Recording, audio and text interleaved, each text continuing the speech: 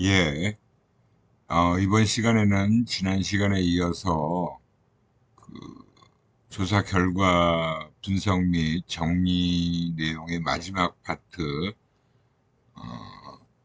가지고 설명을 좀 드리도록 하겠습니다.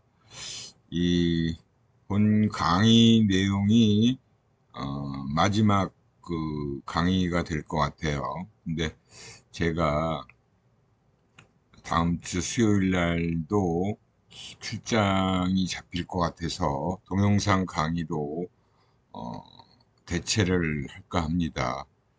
그리고 그 다음 주 월요일 날 마지막 종강 수업을 하도록 하겠습니다. 그래서 오늘 이 시간에는 이 뒷부분 마지막 파트를 좀 설명드리고 조사 결과 보고서 2개 정도를 같이 보는 것으로 하도록 하겠습니다. 지난 시간에 아마 요 앞부분까지 말씀을 드렸고요. 오늘은 이제 세그멘테이션 하기 위해서 어떤 식으로 분석을 하는 것인지를 어, 사례를 들어서 이렇게 설명을 해 놓은 겁니다.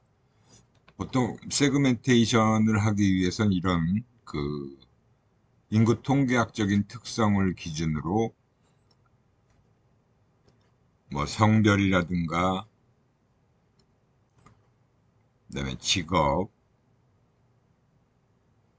그다음에 결혼 여부, 뭐 이런 식으로 이렇게 분류를 하는 작업인데 이 작업 또한 조사 결과에서 어, 이런 인구 통계학적인 변인들을 분석을 해서 프로파일링 하는 작업을 하는 것이죠. 그리고 그 여기 밑에 보면 세그먼트 사이즈라고 해서 비율이 나와 있어요. 그 비율 계산을 통해서 각 세그멘트의 그 크기를 알 수 있게 분석을 한 결과라고 볼 수 있습니다.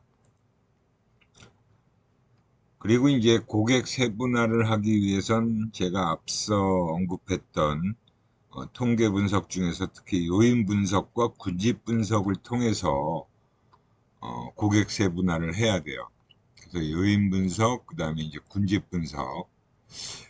요인 분석이라는 것은 이렇게 문항을 중심으로 요인 분석을 실시하게 되어 있습니다. 그래서 문항 내용을 가지고 이렇게 요인 행렬값이라고 하는 건 바로 상관을 얘기하는 거예요. 그래서 상관이 높은 문항들끼리 이렇게 묶어서 하나의 요인으로 분류를 해주는 작업이 바로 요인 분석이다라고 할 수 있습니다.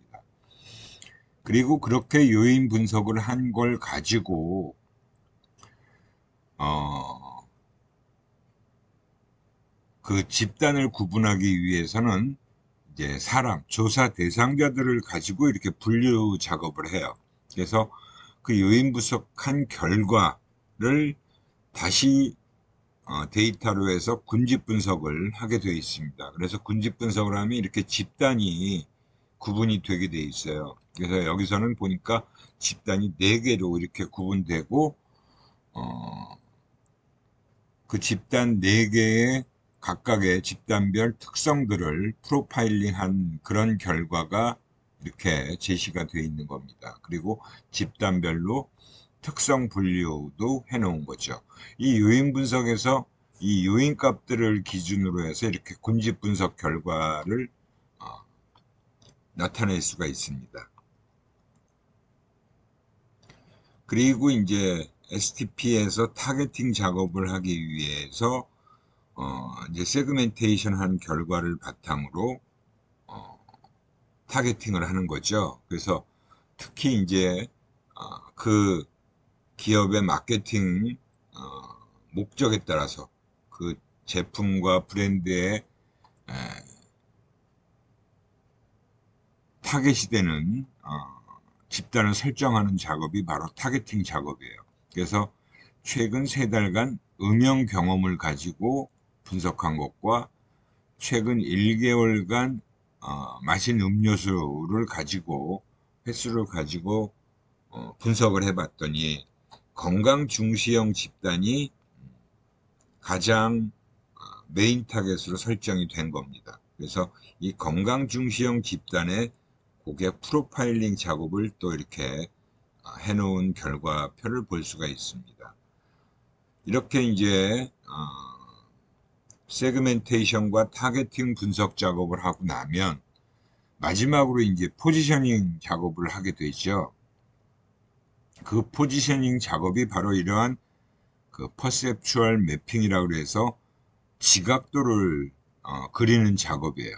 그러니까 이 지각도를 그리는 작업은 앞에서 우리가 했던 그 요인 분석 결과와 그리고 군집 분석 결과, 이 두 가지 결과를 가지고 이러한 지각도를 그릴 수가 있어요. 그래서 요인 분석에서 이런 축을 결정하는 부분, 그리고 이렇게 집단을 나타내는 부분, 그죠? 이렇게 두 가지로 요인 분석한 후에 그 결과를 바탕으로 시장 구조를 파악하고, 그리고 이제 세분화 작업을 한 걸 가지고 군집을 이렇게 표현하면 마지막에 이제 거기다가 브랜드 각각에 대한 소비자들이 조사를 통해서 속성 평가에 응답한 결과를 가지고 브랜드별 값들을 산출하면 각 브랜드의 위치가 이렇게 다 찍히게 되어 있습니다. 이런 작업이 바로 요인 분석과 군집 분석을 통해서 이런 지각도를 그리는 작업을 할 수 있게 된다는 거예요. 그래서 뭐 이런 내용들, 요인 점수를 합계해서 평균을 구하고 요인 점수의 평균을 브랜드별로 2차원 맵상에 표시를 하면 브랜드의 상대적 위치 파악이 가능한 그런 지각도가 완성된다라고 볼 수 있습니다. 그래서 최종적인 결과는 바로 이렇게 만들어질 수가 있는 거예요. 그래서 이런 작업들이 우리가 소비자 조사를 통해서 그 조사에 응답한 응답자들의 결과를 가지고 이러한 분석을 할 수가 있습니다. 이런 것들은 우리가 이제 우리 심리학과에서 개설한 통계 1, 2 그 과목만을 수강해서는 좀 어렵고요. 좀 더 고급 통계를 공부해야만 이러한 요인 분석, 군집 분석을 충분히 할 수 있게 됩니다. 물론 이제 조사회사에 가고자 하는 그런 목표를 가지고 있는 학생들이라고 한다면 특히 이런 통계 공부를 더 열심히 해야 가능하다라고 볼 수 있어요. 물론 뭐 대학원에 들어와서 또 통계 공부를 더 하게 되면 이러한 부분까지도 다 가능해질 수 있다라고 봅니다. 그래서 이 그 요인 분석과 군집 분석을 비교해 놓은 거예요. 그래서 요인 분석이라는 건 바로 아까 그 문항들을 분석한다라 그랬죠. 그래서 이런 샴푸 제품에 대한 속성 평가를 가지고 중요도나 속성 평가한 결과로서 이렇게 요인 분석을 통해서 요인 1, 2를 구분해내고 그 다음에 응답자를 분류해내는 작업이에요. 그게 바로 군집 1, 2로 이렇게 분류됐죠. 이게 바로 이제 요인 분석과 군집 분석의 차이점이다라고 볼 수 있습니다. 문항을 분석하는 건 요인 분석이고 응답자들을 분석하는 건 바로 군집 분석이다라고 볼 수 있어요. 이렇게 해서 우리가 그 조사 결과를 분석하고 정리하는 부분에 대한 내용들을 쭉 살펴봤는데요. 나머지 시간에는 그 실제 기업에서 이런 식으로 분석한 사례들 그리고 보고서를 작성한 사례들을 가지고 한번 쭉 살펴보도록 하겠습니다. 이거는 뭐 한번 여러분들이 이 제가 수업 시간에 언급한 내용 말고라도 한번 쭉 보시면 이렇게 이제 분석이 이루어지고 보고서들이 작성되는구나 하는 것들을 좀 어느 정도 아실 수 있을 거예요. 양이 많기 때문에 제가 좀 빨리빨리 페이지를 넘기도록 하겠습니다. 이것도 마찬가지로 이제 그 라이프 스타일 분석을 한 사례들을 쭉 모아놓은 거예요. 그래서 이 라이프 스타일 문항들이 굉장히 많죠. 굉장히 많고 방대한 그 양의 조사를 진행한 거기 때문에 응답자들도 굉장히 많은 상태입니다. 그래서 이 요인 분석을 통해서 이렇게 라이프 스타일의 유형을 분류해내는 작업을 하는 거예요. 그래서 라이프 스타일 문항들, 특히 패션 관련된 문항들을 이렇게 요인 분석을 하니까 0.437 이상의 상관을 보이고 있는 문항들끼리 묶어진 거다라고 보시면 됩니다. 그러니까 대부분 다 0.4 이상의 문항들만을 가지고 이렇게 요인이 분류가 됐죠. 여기서는 이제 세 가지 요인으로 패션 관련된 라이프 스타일이 분류됐다라는 것을 보여주고 있어요. 5가지 요인으로 추출됐는데 여기서 이제 페이지상 요 뒤에 또 4요인과 5요인까지 이렇게 5가지의 요인으로 추출된 거예요. 그 라이프 스타일 항목들 간의 상관을 나타내는 팩터 스코어라는 게 바로 적재값이라고 하는 건데 로딩 값이다라고 얘기를 하는데 이게 바로 상관을 나타낸다라고 보시면 됩니다. 이건 또 이제 구매 관련 라이프 스타일 요인 분석이에요. 구매 관련된 항목들. 여러분들이 어떤 물건을 구매할 때 보이는 행동들을 가지고 분류를 했다라고 보시면 됩니다. 그래서 역시 마찬가지로 5가지 요인으로 추출된 것들을 알 수가 있습니다. 이렇게 구매 패턴을 가지고 분류를 했다라고 보시면 돼요. 여러분들도 아마 이런 5가지 구매 유형 중에 어딘가에는 해당되는 그런 유형들을 가지고 있을 거다라고 볼 수 있습니다. 그래서 이제 이 요인 분석을 한 결과를 바탕으로 해서 역시 또 군집 분석, 대상자들을 분류하기 위한 군집 분석을 하니까 이 군집 분석의 결과가 이렇게 제시가 됐어요. 그래서 이 집단 1은 어떤 유형에 해당되는지에 값이 높은 것들만을 가지고 해석을 하게 되어 있습니다. 값이 높은 것들. 그래서 이런 유형들이 집단 1에 해당되는 거고 집단 2 같은 경우는 이런 유형들. 이 마이너스가 붙은 거는 추정적 외모 중시를 하지 않는다는 의미가 있습니다. 그러니까 반대로 해석을 해주는 거죠.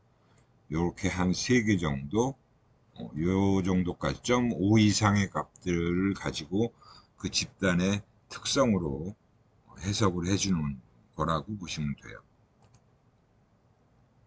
그래서 이렇게 군집 분석 결과를 가지고 집단별 특성들을 쭉 설명해 놓은 거죠. 그래서 아까 마이너스 값 나온 거, 플러스 값 나온 거를 다 해석을 해 주는 거예요. 플러스는 그 추정적 외모 추구를 그대로 하는 경향을 보이는 거고, 마이너스는 이 반대 성향이라고 보시면 돼요. 그래서 패션에 관심이 없고 계획적 실속 구매를 하지 않고 고품질을 추구하지 않는 단지 그냥 추정적인 외모를 추구하는 스타일이 바로 집단 1의 특성이다라고 볼 수 있습니다. 그래서 추정적 패션 외모 추구파라고 이렇게 볼 수 있다라는 거죠. 이런 식으로 이제 군집 분석을 하는 거예요. 그래서 군집의 역시 그 집단별 특성에 따르는 그 프로파일링을 한 분석, 그거는 또 집단하고 연령하고 크로스 테이블 작업을 해주면 되겠죠.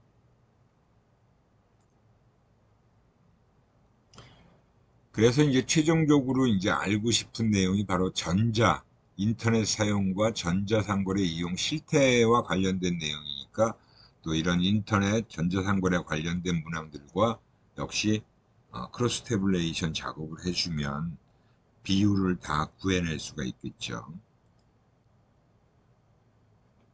그 다음에 이제 뭐 패션 제품 구매 실태 이런 것들을 분류해서 작업해 놓은 부분이다라고 볼 수 있어요. 그래서 이러한 것들이 굉장히 일반적인 분석이다라고 보시면 됩니다.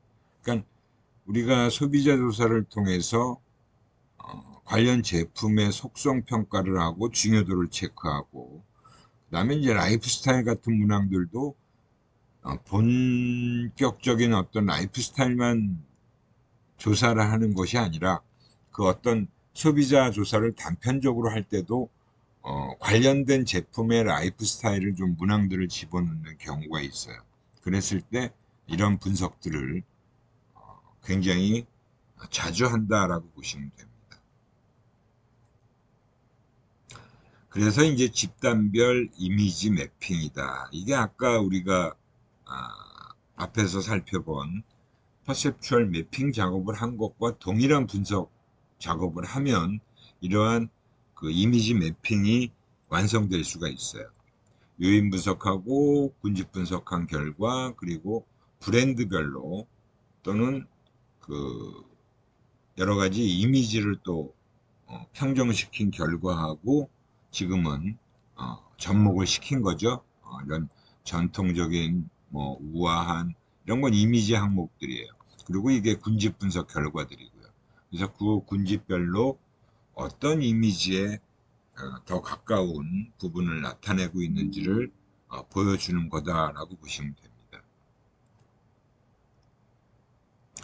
그리고 또 마찬가지로 이제 타겟 작업을 또 하죠. 그죠? 그러니까 결국은 세그멘테이션 하고요.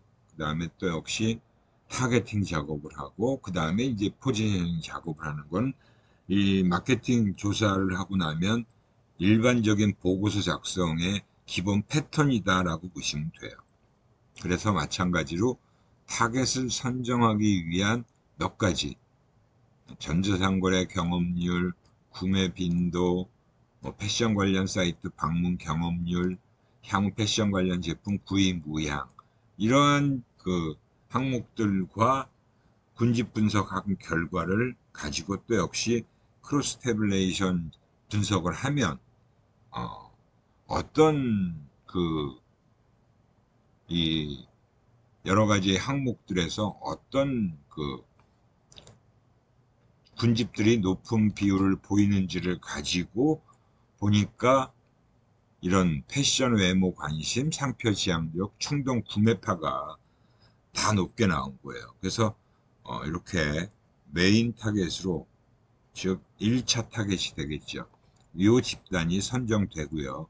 그 이외에 이제 서브 타겟으로 이렇게 두 집단이 또 선정이 된 겁니다. 그러니까 이런 작업은 뭐 마케팅 리서치를 하고 나면 아주 일반적으로 하는 작업이다라고 보시면 돼요.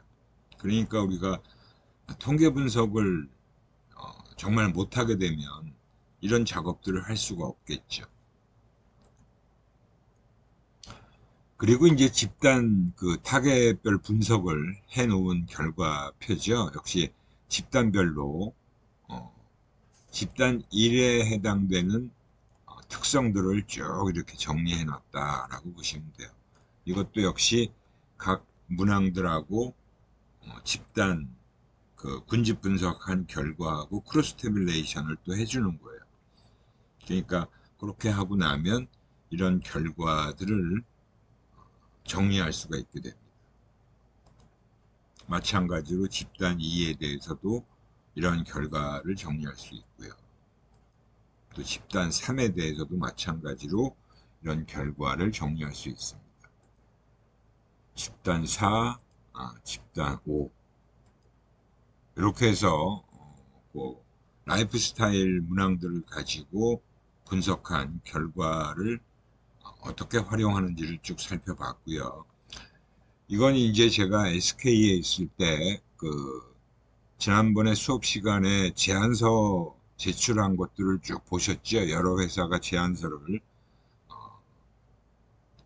통해서 이 운전자의 니즈를 탐색하는, 파악해내는 조사 프로포잘들을, 제안서들을 쭉 제출한 것 중에 한 회사를 선정해서 조사를 진행했고, 그래서 이제 SK에서 새로운 신규 사업을 추진하기 위해서 그런 비즈니스 아이디어를 어느 쪽에 초점을 맞춰야 되는지를 그 조사 결과를 바탕으로 해서 정리한 거예요.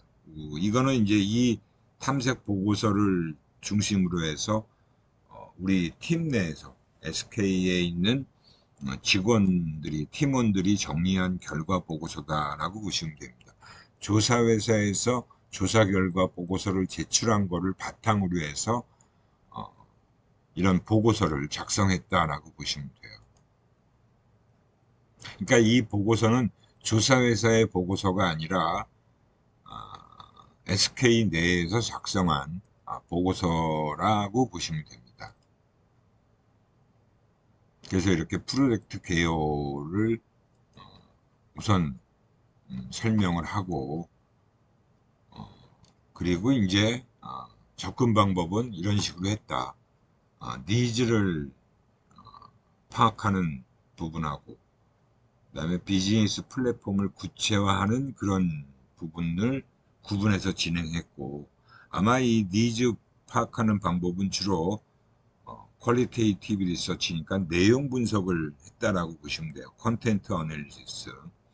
그걸 통해서 고객의 니즈를 확인하고 정교화하고 니즈별 서비스가 어떤 것인지를 정리한 거다라고 보시면 되고, 그리고 이건 이제 일반적인 정량 조사에 해당. 이건 요건 구체화 작업이고, 이 서비스 수용성 평가라는 게 바로 정량 조사를 통해서 이루어진, 지난번에 제안서 낸 회사들 중에 한 곳이 수행을 한 결과를 가지고 바탕으로 해서 정리한 내용이다라고 보시면 됩니다.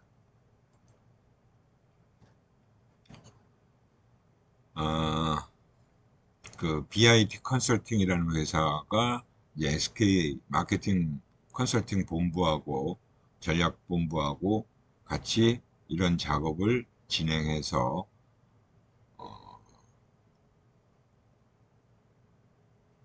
FGI도 수행하고 베이직 어널리시스하고 니즈 어세스먼트에 대한 리포트를 바탕으로 했다. 그리고 이제 여기는 마케팅 지원본부 내에 있는 조사회사를 통해서 이제 영역업체를 선정하고 관찰과 셀프 리포팅, 그리고 니즈 어세스먼트에 대한 리포트를 가지고 이렇게 작업을 했다라고 보시면 돼요. 이런 식으로 이제 기본적인 가설 설정을 위한 접근, 그리고 수행 기간, 우리가 이제 조사한 내용, 이런 것들을 이제 설명을 해 놓은 거죠. FGI는 총 19그룹을 진행했어요. 굉장히 아주 많이 진행을 한 거죠. 이렇게 그룹을 나눴습니다.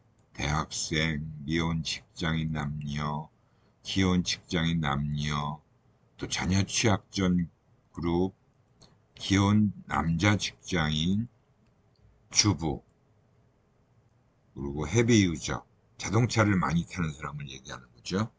SK의 서비스를 이용하고 있는 그룹, 그 다음에 초보 운전자 남녀 그룹 해서 총 19개 그룹을 했고, 대상자 선정 기준은 또 이렇게 정리해 볼 수가 있습니다. 굉장히 아주 구체적으로 상세하게 정리가 되어 있죠.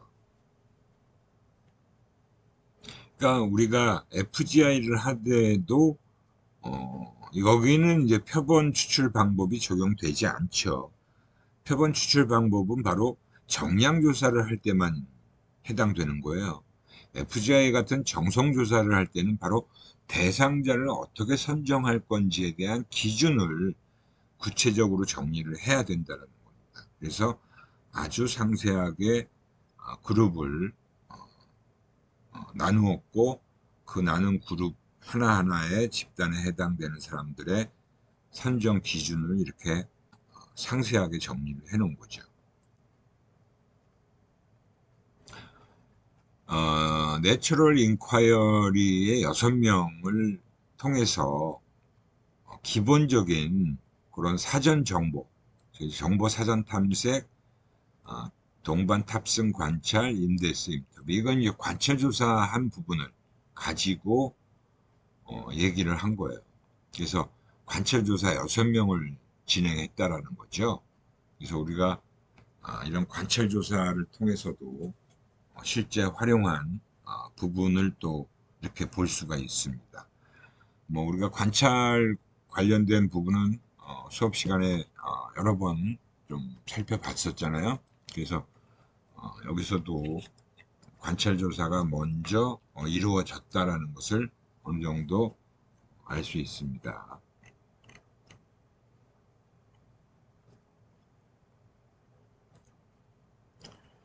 그리고 이제 드라이빙 커스터머 니즈의 고객, 운전 고객의 니즈를 이런 식으로 했던 부분을 보고서로 만든 작업을 한 겁니다.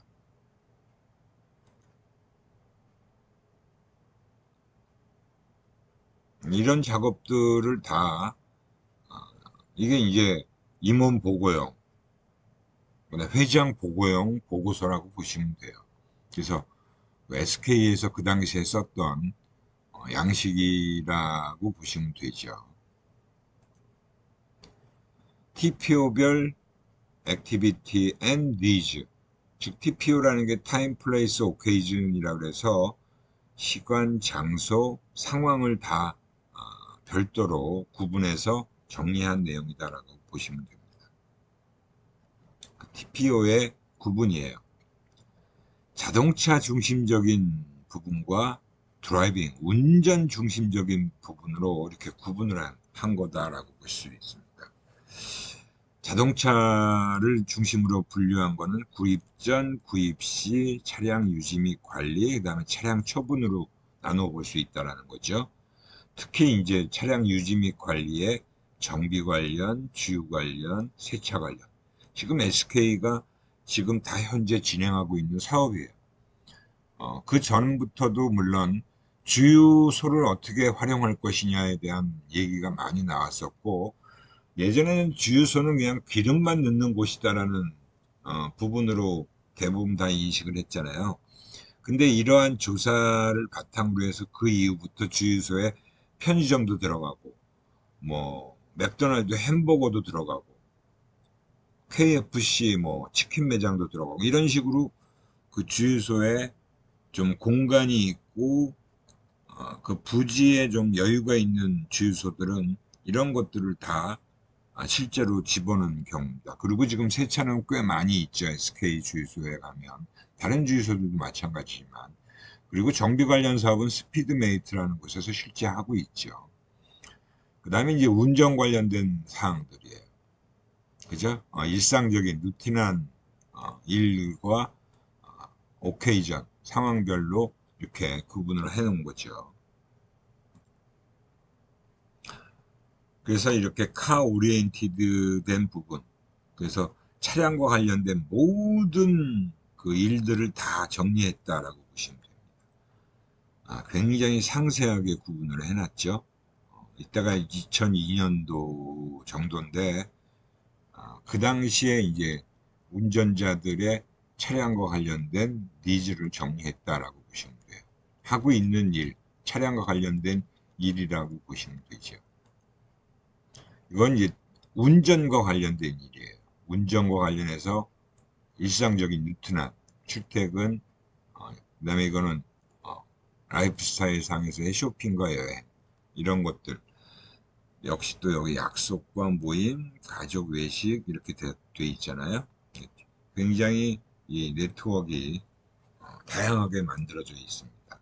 그래서 이런 것들이 바로 드라이빙 오리엔티드 된 TPO별 액티비티다라고 정리를 해 놓은 겁니다. 이게 조사 결과를 바탕으로 해서 다 정리한 내용이다라고 보시면 돼요. 그 다음에 이제 또 TPO별 리드에서 차량 유지 및 관리와 관련된 이런 내용들 다 정리가 되어 있죠. 굉장히 상세하게 되어 있는 겁니다. 이거는 뭐 그때나 지금이나 차량 유지 및 관리에 관련된 액티비티와 니즈는 크게 차이가 나지 않을 겁니다. 그래서 요즘 보면 뭐 운전을 여러분들은 지금 잘 안 하고 계실 테니까 그런데 그 머핀이라는 SK 주유소 사업부에서 만든 앱이 있어요. 그 앱에 보면 이러한 차량 유지 관리에 해당되는 주유할 때 할인도 해주고 그리고 세차 쿠폰도 주고 경정비 정비와 관련된 그런 서비스 이용요금 할인도 해주고 그런 앱을 또 사용하고 있습니다. SK의 머핀이라고 하는 앱도 개발을 해서 활용이 되고 있다라고 볼 수 있어요. 정비 관련된 내용. 이 정비는 이제 스피드메이트라는 자동차 정비소를 운영하고 있다. 실제로. 그다음 니즈별 서비스. 니즈를 구조화한 것이에요. 그래서 이렇게 욕구, 메슬로우의 욕구 단계별로 가장 기본적인 베이직 니즈. 그다음에 이제 이 우리가 보통 사회적 니즈라고 하는 부분에 펑셔널 베니핏을 창출하는 니즈. 마지막 그 최종적인 니즈에 해당되는 부분은 삶의 가치를 제고한다. 그래서 밸류 싱킹 니즈다라고 하는 그래서 이 메슬로우의 욕구 이론이 여기에도 적용됐다라고 보실 수 있죠. 이런 식으로 또 역시 그 욕구를 또 구분해서 정리해 놓은 부분이다라고 보시면 됩니다. 지금 현재 그 당시에 2002년도에 하고 있는 현존 서비스들을 쭉 정리해 놓은 거예요. 타임 세이빙 니즈, 시간을 절약하기 위한 니즈에 관련된 서비스들이다라고 보시면 돼요. 여기 보면 이제 현존 서비스 이용 실태라고 했고 언맨 니즈라는 게 충족되지 못한 니즈예요. 즉 욕구 충족을 못한 거죠. 이러한 것들을 다 활용하고 싶은데 이게 안 된 거예요. 안 되기 때문에 이런 내용들이 있죠. 주차가 어렵고 차에서 내리기 번거롭다. 도로변 편의점이나 가게들을 이용할 때는. 그래서 주유하면서 주유소에 들어가서 주차시키고 편의점을 이용할 수 있는. 그죠? 그래서 이런 식으로 개선된 보안 방안을 정리해 놓은 거다라고 보시면 되죠. 역시 또 이제 부재 서비스라고 해서 여러 가지 관련된 서비스들을 할 수 있는 그 니즈들을 얘기해 놓은 건데 이 복합 문화 공간에 대한 니즈가 일부 나오긴 했어요. 그러니까 주유소 그 부지 내에 뭐 빌딩을 세워 가지고 복합 문화 공간을 만들면 이용자들이 과연 많이 올까라는 부분인데 이 사업은 결국 못했죠. 그죠? 결국 못했고 이런 그 렌탈 했던 그 당시 렌탈이 좀 많이 활성화된 시대였는데 지금은 많이 없어졌잖아요. 그죠? 렌트카도 마찬가지고 택배 퀵 서비스는 지금도 굉장히 활발한 상태다라고 볼 수 있습니다. 니즈별 TPO도 또 이렇게 매트릭스를 만들어서 표로 전부 정리를 해 놓은 거예요. 역시 타임 세이빙 니즈, FJ의 결과를 바탕으로 해서 이렇게 정리해 놓은 부분이다라고 제시를 해 놨고요. 타겟별 니즈 강도. 가장 강도가 강한 걸 이렇게 검정색으로 표시를 했고, 두 개가 중간, 하나가 가장 약한 거다라고 해서 이렇게 보고서 만들 때 활용하는 팁이다라고 보시면 됩니다. 이거는 이제 회사별로 틀리겠지만 SK에서는 이런 양식을 많이 이용해요. 검정색을 칠한 거, 그 다음에 반은 검정색, 또 반은 그냥 비어있는. 그다음에 이렇게 두 줄, 한 줄 이런 식으로 이용을 실제 보고서에 이런 식으로 표시를 합니다. 서비스 믹스. 그래서 이러한 서비스에 관련된 내용을 종합적으로 쫙 만들어 놓은 매트리스다라고 보시면 돼요. 그래서 이러한 그 서비스의 어떤 그 기준축을 데일리냐, 일상적이냐, 오케이저널이냐, 그리고 기본적인 거냐, 부가적인 거냐, 이렇게 이제 정리를 해 놓은 거죠. 실제로 이렇게 드라이브인 서비스, CVS, 모바일 오피스, 자동차 관련된, 쇼핑 관련된, 쇼핑 관련된 이런 부분들을 쭉 정리해 놓은 거다라고 보시면 됩니다. 또 루틴하고 또 데일리 액티비티, 그러니까 일상적인 업무, 또 출퇴근 관련돼서 이러한 니즈들을 또 서비스를 정리해 놓은 거예요. 마찬가지로 이거는 가끔 일어나지만 레저 관련된 활동들, 그리고 쇼핑 관련된 서비스와 관련된 내용들이다라고 보시면 됩니다. 그 다음에 이제 자동차 앞부분에서 우리가 자동차와 드라이빙을 중심으로 구분해서 정리가 돼 있다라고 그랬죠. 차량 구입 전, 차 오리엔티드 된 니드에선 차량 구입 전, 차량 구입 시, 그 다음에 차량 유지 관리, 제일 많죠. 차량 유지 관리가. 차를 구입해서 예, 운전하고 다니면서 필요한 서비스라고 정리가 된 내용이에요. 그 다음에 차량 이제 처분할 때, 폐차할 때 어떤 부분이 이제 필요한지를 쭉 정리해 놓은 겁니다. 뭐 이미 SK는 그 당시에도 수입차를 판매 대행을 하고 있었어요.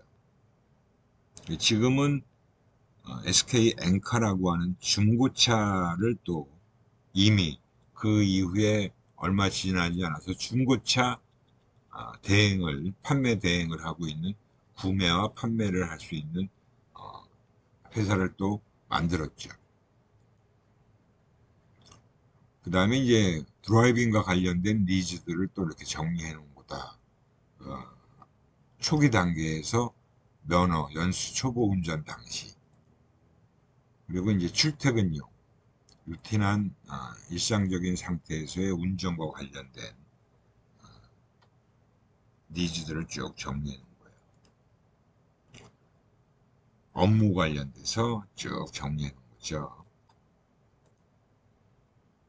그 다음에 이제 이거는 그로서리 쇼핑이라는 건 이제 그런 식음료, 편의점 같은 것들을 얘기하는 거죠. 그래서 그런 간단한 그 식음료들을 구입할 수 있는, 쇼핑을 할 경우에 필요한 니즈다 라고 하는 거고요.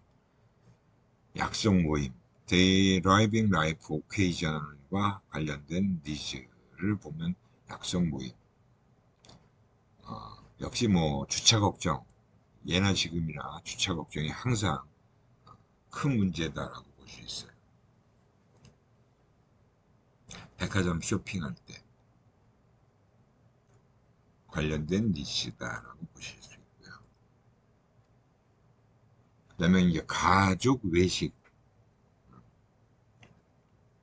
뭐 가족 외식이라는 것도 사실은 굉장히 그 가족들한테는 중요한 일이다라고 볼 수 있죠. 여행 레저. 특히 요즘에 이제 여행 레저가 굉장히 일상화되어 있는 그런 상황이에요. 특히 이제 요즘은 차박이다라고 해서 차를 직접 가지고 가서 그냥 야외에서 캠핑을 하는 그런 부분이죠. 요즘은 그게 굉장히 많이 활성화되어 있어요. 이때만 해도 별로 그게 활성화되어 있지 않았어요. 근데 요즘에는 더 활성화되어 있다라고 볼 수 있죠. 그래서 이런 조사 결과들을 쭉 정리해서 한 내용을 가지고 비즈니스 플랫폼을 어떤 식으로 이제 가야 되는지 방향성을 정리한 내용이 바로 이 부분입니다. 가안이라는 건 이제 초기 가설적인 아니다라고 볼 수 있어요. 그래서 이 비즈니스 플랫폼을 구분해 놓은 겁니다. 주유소 기반 플랫폼과 비주유소 기반 플랫폼이에요. SK가 전국에 직영하고 있는 주유소가 한 600개 정도 돼요. 그 600개 주유소를 통해서 할 수 있는 그 주유소 기반 플랫폼이 바로 그런 사업을 얘기하는 거죠. 비주유소 기반이라는 건 이제 주유소가 아닌 뭐 별도의 공간에서 이제 땅이 있으면 거기에 이제 어, 비즈니스를 할 수 있는 사업 내용을 얘기하는 겁니다. 토탈 드라이버, 토탈 운전자들에 대한 서비스를 이렇게 얘기하는 거죠. 그죠? 드라이버 스테이션, 복합 레저 엔터테인먼트 컴플렉스. 그래서 이게 전반적인 운전 고객들의 카 라이프와 관련되어 있는 사업 아이템이다라고 이렇게 정리를 해놓은 거예요. 주유소 비즈 플랫폼 이렇게 쭉 정리해놨죠. 지금 실제로 SK가 하고 있는 사업은 대부분 이런 중고차 매매하고 자동차 긴급 출동, 정비, 렌트카, SK 렌트카도 하고 있잖아요. 그죠? 롯데 렌트카하고 거의 쌍대 산맥을 이루고 있다라고 볼 수 있죠. 주유는 뭐 가장 기본적으로 해오던 사업이고요. 이런 것들이 이제 다 실제 사업으로 이어진 부분도 있고 이러한 보고서를 통해서 실제 사업화된 부분이 있다라는 거죠. 그러니까 조사를 바탕으로 해서 이런 것들이 다 만들어졌다라고 보시면 돼요. 토탈 드라이버 스테이션이다. 그죠? SK 주유소를 기반으로 해서 이런 것들이 다 연동된 엔트랙. 이거는 이제 예전에 그 내비게이션 서비스를 내비게이션 그 기기를 아예 만들었던 적도 있어요. 근데 출시를 제대로 못했죠. 빨리 선점을 했으면 좋았을 텐데 요즘은 뭐 다 차에 들어가 있거나 앱으로 다 사용을 하고 있으니까요. 그죠? 그 외에도 이런 관련된 서비스. 실제로 이 맥도날드가 주유소에 들어간 경우도 있고요. 그죠? 니즈 강도. 이런 것들도 표시를 해놨어요. 밸류, 베니핏. 우리가 그 소비자 조사에서 왜 그런 문항들을 놓고 파악을 해야 되는지, 분석에 어떻게 활용되는지를 다 보여주고 있다라고 볼 수 있습니다. 이것들이 다 조사를 바탕으로 나온 결과를 가지고 분석해서 이러한 보고서가 정리됐다라고 보시면 돼요. 그러니까 여러분들도 일반 회사에 만약에 들어가시더라도 조사 결과 보고서를 또 본인들이 사내에서 위에 있는 임원들이나 회장한테 보고하기 위한 보고서도 만드셔야 되는 작업을 해야 된다는 거죠. 이런 식으로. 그래서 이러한 그 작업을 하는 것 자체가 다 마케팅 리서치를 기반으로 해서 출발이 되어진다라고 보시면 됩니다. 그러니까 모든 기업에서 마케팅을 하는 마케터들은 이와 관련된 기본적인 지식들은 다 가지고 있어야 된다라는 얘기가 되겠죠. 조사 회사를 들어가기 위해서는 우리가 조사 방법론적인 측면에 더 많은 지식을 가지고 있어야 되고 조사 전문가가 되기 위해선 하지만 마케팅 전문가가 되기 위해선 그러한 결과들을 어떻게 분석하고 활용할 건지에 대한 관련 지식을 또 갖추고 있어야 되는 거예요. 그죠? 이런 실제 이렇게 대기업에서 이러한 조사 결과를 바탕으로 이러한 보고서를 만들어서 보고를 하게 되는 사례를 제가 보여드리는 거니까 이런 식의 이제 과제에 대한 부분을 가지고 사업을 적극적으로 이제 어떻게 할 건지에 대한 부분이 추후에 이루어졌다라고 볼 수 있습니다. 이렇게 해서 수업은 진도는 이것으로 다 마치고요. 다음 주 월요일 날 수업 시간에 제가 시험 문제 출제를 하고 문제들을 좀 알려드리도록 하겠습니다. 예, 요번 학기 수업 시간에 수업 듣는 것도 그랬고 또 제가 보강을 많이 해서 여러분들이 또 동영상 강의를 시청하는 경우도 많았는데요. 아무튼 좀 양해 부탁드리고요. 수고들 많이 하셨습니다. 예, 다음 시간에 뵙도록 할게요.